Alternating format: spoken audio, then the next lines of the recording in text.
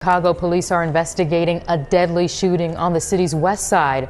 Officers tell us they were called to the area near Franklin and Spalding for a report of a person shot. That's when they say they found a 35-year-old man who had been shot several times. The victim was taken to a hospital where he later died. It's still not known who fired the shots.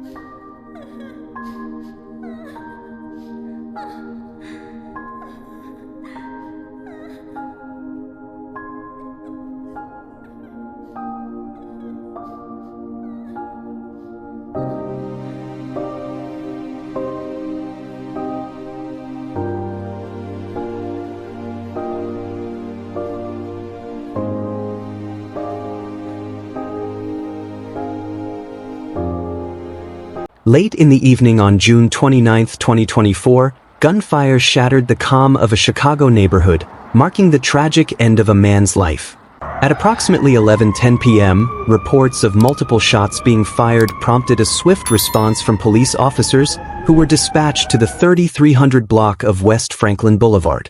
Upon arriving at the scene, authorities discovered a man lying unresponsive and bleeding heavily. He had sustained numerous gunshot wounds at close range. Emergency personnel rushed the victim to the hospital, but he was pronounced dead shortly after. The nature of the shooting was deeply unsettling, and what made it even more chilling was that the entire ambush had been caught on video. The footage, raw and graphic, soon opened the door to a storm of speculation and grief.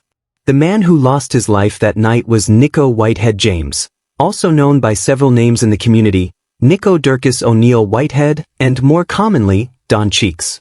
In Chicago's underground music and indie film circles, he was a known figure.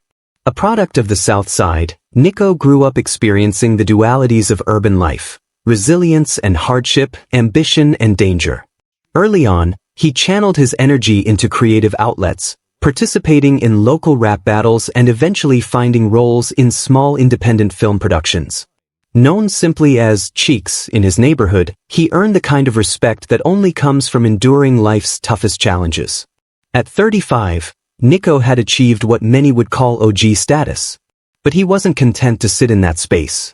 He began exploring other lanes. He wrote scripts, supported young local musicians, and even ventured into promoting events. He was passionate about cultivating talent and creating spaces for storytelling. Friends and associates painted him as a bold, funny, and loyal man, unfiltered in speech but sincere in heart. Despite his charisma and growing influence, the life Niko led was not without consequences. His background included run-ins with the law and unresolved beefs with people from both his street and business dealings. While he was serious about leaving that life behind, there were still those who saw him as a threat or held grudges. Niko was also a father. He had a young son known affectionately as Baby Niko and a daughter in her 20s. Although mainstream platforms never extensively covered his story, Niko had carved a place for himself in the city's street culture narrative. From interviews and blogs to his appearance on Zack TV, a legendary local platform for drill music and raw urban content, Niko became a recognizable face in certain corners of Chicago. To those who knew him best, Niko's legacy was a complex one. Yes, he was part of the streets, but he was also trying to rise above them.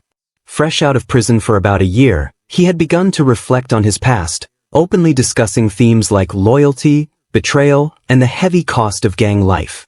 These reflections sometimes surfaced in his social media videos, other times in intimate conversations. His goal, it seemed, was to leave behind something more meaningful for his children, a legacy built on growth rather than conflict. See, I gotta get that money. Know what time it is, man. I stay motivated. Feel me? You already know. That bread. But the streets are unforgiving. In areas like West Garfield Park, old scores are rarely forgotten. It was in that very neighborhood, one with deep roots and a troubled history of gun violence, that Niko's past caught up with him. On the night of June 29th, police arrived to a grisly scene, Niko lying motionless on the pavement, his body riddled with bullet wounds. The street was scattered with shell casings. A crowd had gathered, some spectators visibly shaken, others raising their phones to document the aftermath. Witnesses recalled hearing more than a dozen shots before spotting a dark vehicle fleeing the scene.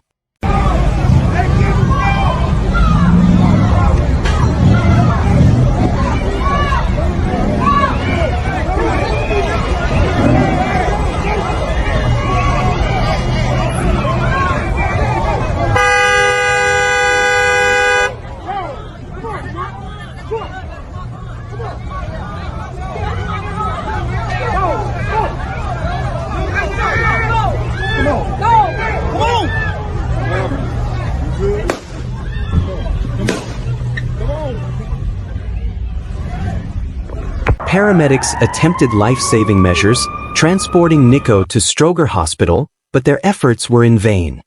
His death rocked the communities he was part of, especially the underground music scene. Depending on who you asked, Niko was either a cautionary tale or a man on the verge of transformation.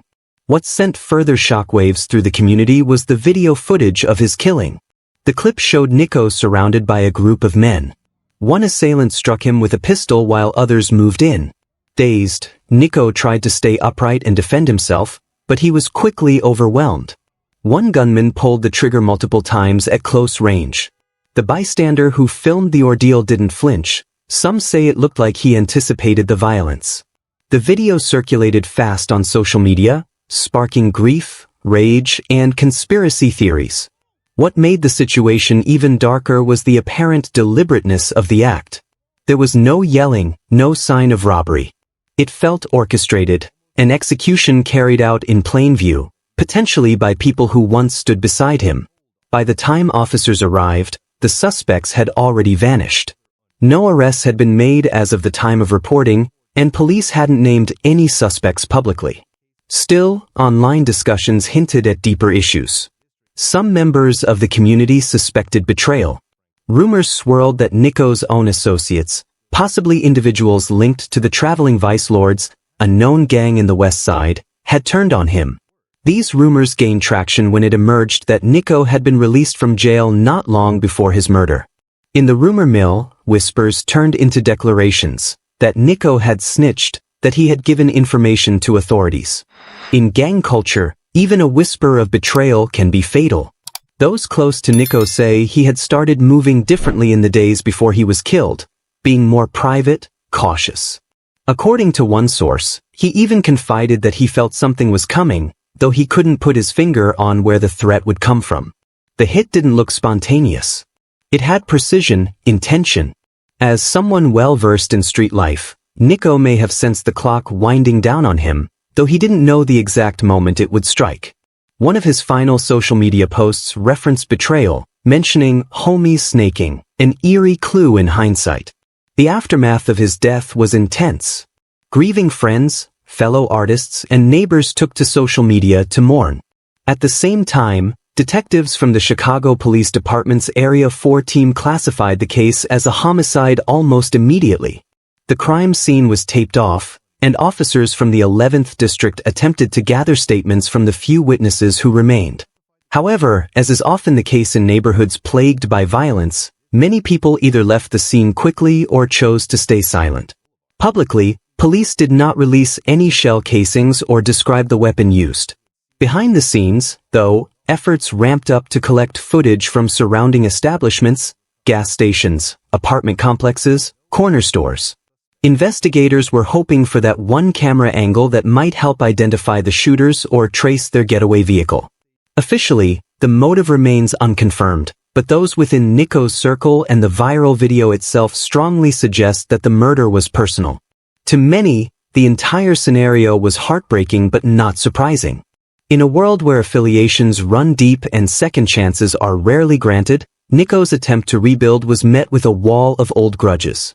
And as much as he tried to pivot toward something more constructive, the life he came from had a grip that wouldn't loosen.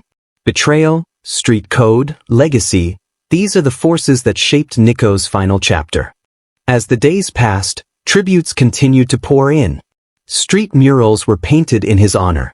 Vigils were held on corners he used to frequent. Underground artists dedicated songs and verses to him, and a few community activists even used his story as a rallying cry for peace and reform.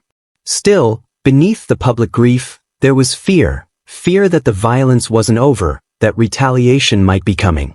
In neighborhoods where generational conflict runs deep, one killing can ripple into many. Now, as his family mourns and his community reels, unanswered questions remain. Was Niko set up by people he trusted? Was it a matter of gang politics, unresolved conflict, or something even more personal? The answers may surface in time, or they may remain buried in silence, as is often the case in Chicago's long history of street violence. One thing is undeniable. Niko Whitehead James lived a life full of contradiction, creativity, loyalty, and risk. His death, captured in stark and brutal clarity, serves as a grim reminder of what can happen when the past refuses to let go. And for those left behind, especially his children, the challenge now lies in separating the myth from the man, and in preserving the parts of Niko that spoke to hope, ambition, and the possibility of change. In the immediate aftermath of Niko Whitehead's death, law enforcement officers remained notably reserved. Public statements were scarce, and no concrete details emerged from official channels. But silence from the authorities didn't mean the same held in the streets. As the news broke, neighborhoods across Chicago's west side, particularly Garfield Park and North Lawndale, were hit with an emotional tidal wave. The atmosphere grew heavy with sorrow, disbelief, and frustration. This wasn't just another life lost to gun violence. This was personal for many. Niko was known by many names.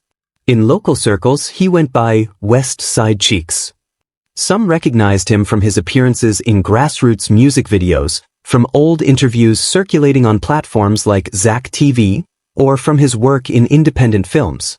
Others simply knew him as Niko, a father of two who was often seen smiling with his young children, his daughter and his son.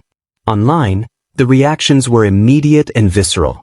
Social media lit up with tributes, heartfelt captions, and nostalgic video clips. Posts poured in from people reminiscing about their time with him, praising his charisma, his role in the local scene, and his unfiltered energy. Many spoke of him as a legend in his own right, a staple of the streets, not necessarily because of fame, but because of his deep roots and authenticity. Yet the digital outpouring only told half the story. Away from the screens and beyond the glowing comments, the situation felt more complex. Those who knew Niko on a personal level, people who had grown up with him, worked with him, or crossed paths with him in the rhythm of daily street life, expressed more layered emotions. There was love, but there was also pain. And above all, there was a sense of tragic inevitability. In whispered conversations, some said Niko had been trying to reinvent himself. He had long carried the weight of his past, some of it glorified, some of it regretted. But over time, it appeared that he was seeking something different. Friends noted his efforts to distance himself from certain scenes, his attempts to focus more on his children, and his evolving outlook on what legacy really meant. This was no easy feat in a city like Chicago, where the streets rarely let people off the hook. Starting over wasn't as simple as just walking away. There were debts, emotional, financial, and even existential, that came due. And for those who tried to exit that life, the consequences could be swift and unforgiving. That's what chilled people the most, not just that Niko died, but that so many quietly admitted they weren't surprised. Not because he was careless. Not because he was at the wrong place at the wrong time. But because in the calculus of street life, wanting better is often seen as a threat. And the more you try to leave, the more those still embedded in the chaos view your escape as betrayal. For Niko's son and daughter, this wasn't an abstract lesson in loyalty or survival. This was final. The man they called Dad was gone, and no amount of street wisdom could bring him back. A memorial service was organized days later for 35-year-old Niko Cheeks Whitehead. The location, Queen of Heaven Catholic Cemetery, situated in Hillside, Cook County, a place chosen not just for its proximity but for the solemn reverence it offered. The turnout was large. People from every walk of Niko's life came, former collaborators, family members, childhood friends, and even strangers who had admired him from afar. Many wore his favorite color in solidarity. The air was filled with a blend of quiet grief and subdued reverence. Some carried candles. Others clutched photos. All carried memories. The service was emotional. A pastor gave a moving eulogy that traced Niko's journey from the streets of the West Side to his involvement in Chicago's independent film scene and music circles. His influence was undeniable. In local hip-hop communities and underground art spaces, he had carved out a presence, bold, flawed, passionate, and real. Those closest to him painted a picture of a man who had seen much, survived more, and had begun to reach for something beyond the street's gravitational pull. People took turns sharing stories, both lighthearted and solemn. One speaker remembered how Niko always made people laugh, even in dark times. Another talked about the advice he had given younger guys trying to navigate street politics. There was a recurring theme in their words: transformation. Niko may have once glorified the life he lived, but he had grown to understand its cost. He didn't want to be a martyr. He wanted to live. He wanted to raise his children and maybe, one day, tell them stories about who he used to be, without becoming a cautionary tale. But fate had other plans. As prayers were offered and candles flickered in the still air, the pain in the room was undeniable. Mothers clutched their children tighter. Some mourners sat in silence, others wept openly. A few stared into space, perhaps trying to make sense of a life that seemed predestined for heartbreak. This funeral was more than a farewell. It was a reckoning. A moment that reminded everyone just how unforgiving the streets could be, especially for those who dared to envision a future beyond their circumstances. Though Niko never became a household name, his impact was profound within the communities that knew him. He was far more than just another man caught in the crossfire. Through his music, film roles, and local street economy ties, he built relationships, some founded in loyalty, others fraught with tension. His network was vast and complex, filled with people who understood what kind of life he had lived and what it meant to walk his path. He wasn't an angel, and he wasn't a villain. He was human, struggling, evolving, and ultimately cut down before his story could fully unfold. The tragedy of Niko's death didn't stem only from who pulled the trigger or what rivalries may have simmered beneath the surface. It was emblematic of something broader, something rooted in the fabric of the city itself. In communities like Chicago's West Side, the cycle of loss isn't just generational, it's structural. Young black men often grow up under immense pressure, boxed in by limited opportunities and surrounded by the lingering ghosts of peers who didn't make it out. And when they try to pivot, when they try to rewrite their narrative, they often do so with targets on their backs. Niko's story raises questions that many are too afraid to answer out loud. What does redemption look like when the environment never forgets? What does survival mean when the systems in place reward conflict over growth? How does a community heal when its most familiar faces become its latest losses? To Niko's children, these questions may remain unanswered for years to come. They'll grow up with fragmented memories, secondhand stories, and the aching knowledge that their father wanted to change but didn't get the chance.